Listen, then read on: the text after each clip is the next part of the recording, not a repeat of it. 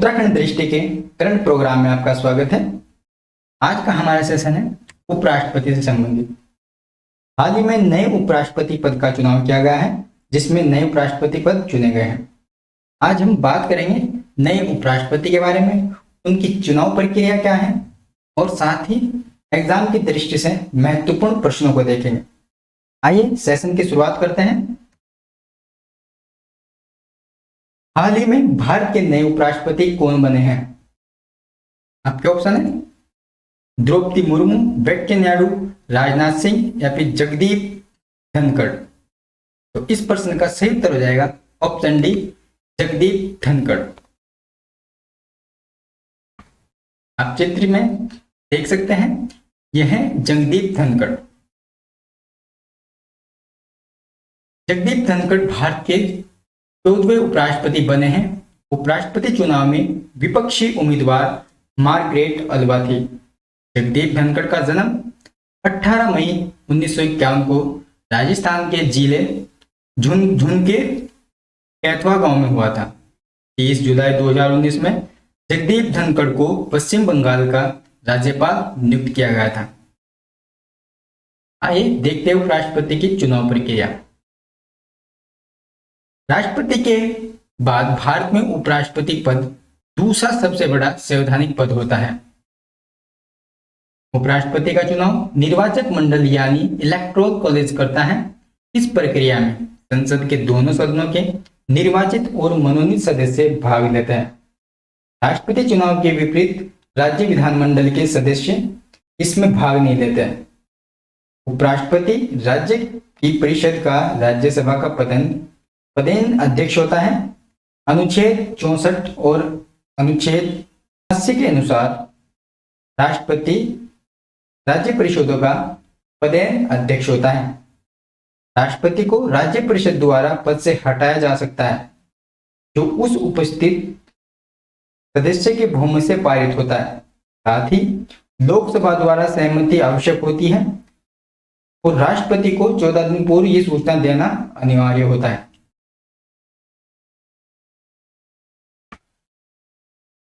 अनुच्छेद 68 के अनुसार उपराष्ट्रपति का कार्यकाल समाप्त होने से पूर्व पद को पूरा किया जाना आवश्यक होता है। राष्ट्रपति और उपराष्ट्रपति का चुनाव अधिनियम 1952-1974 के साथ अनुच्छेद 324 के तहत उपराष्ट्रपति के कार्यालय के चुनाव के संचालन का अधीक्षण, निर्देशन और नियंत्रण भारत निर्वाचन आयोग में निहित होता है। चुनाव के लिए अधिसूचना उपराष्ट्रपति के कार्यकाल की समाप्ति के 60 दिन पूर्व यह उसके बाद जारी की जाती है। राष्ट्रपति का और उपराष्ट्रपति का चुनाव नियम 1974 के नियम 8 के अनुसार तथा चुनाव मतदान संसद भवन में होगा।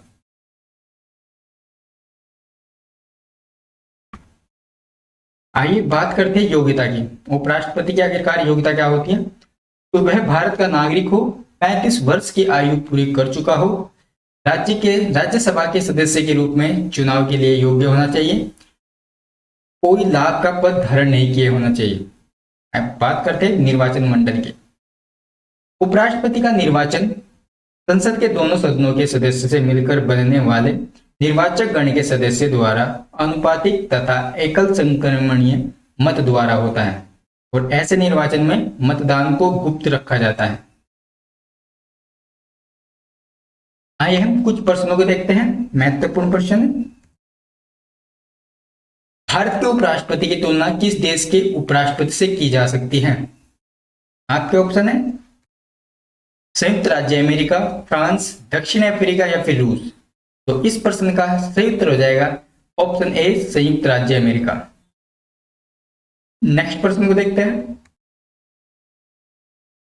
भारत में उपराष्ट्रपति का पद संविधान में प्रारंभ से ही है या फिर एक संवैधानिक संशोधन द्वारा सृजित किया गया है इसे, या फिर एक संसदीय अधिनियम द्वारा सृजित है, या फिर राष्ट्रपति अपने सहायक के रूप में इसकी नियुक्ति करता है। तो इस प्रश्न का सही उत्तर हो जाएगा ऑप्शन ए, संविधान में प्रारंभ से ही है, यानी कि भारत में उपराष्ट्रपति का पद है वह संविधान में प्रारंभ से ही है। नेक्स्ट प्रश्न को देखते हैं। उपराष्ट्रपति पद की अर्हता के संबंध में क्या सही नहीं है?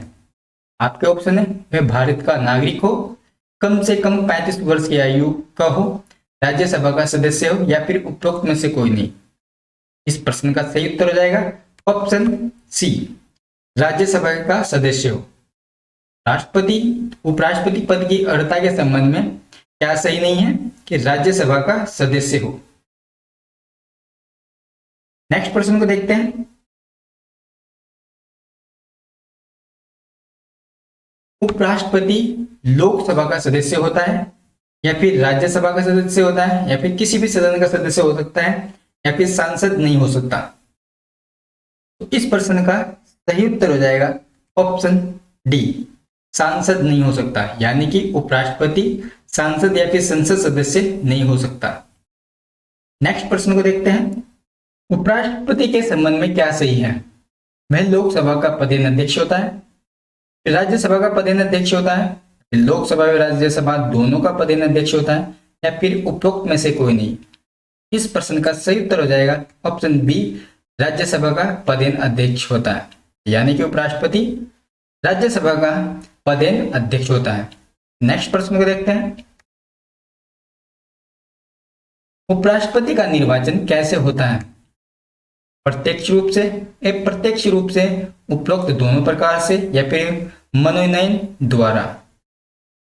तो इस प्रश्न का सही उत्तर हो जाएगा ऑप्शन बी, अप्रत्यक्ष रूप से। तो उपराष्ट्रपति का जो चुनाव होता है वह कैसे होता है?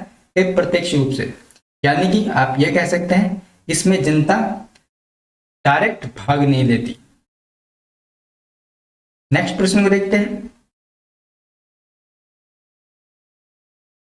उपराष्ट्रपति पद के निर्वाचन हेतु कौन सी पद्धति अपनाई जाती है?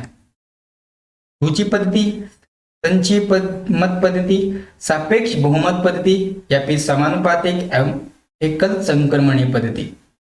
इस प्रश्न का सही उत्तर हो जाएगा ऑप्शन डी, समानुपातिक एवं एकल संक्रमणीय पद्धति। नेक्स्ट प्रश्न को देखते हैं। उपराष्ट्रपति अपना त्याग पत्र किसे देता है? आपके ऑप्शन है राष्ट्रपति को, प्रधानमंत्री को या फिर लोकसभा अध्यक्ष को या फिर सर्वोच्च न्यायालय के मुख्य न्यायाधीश को?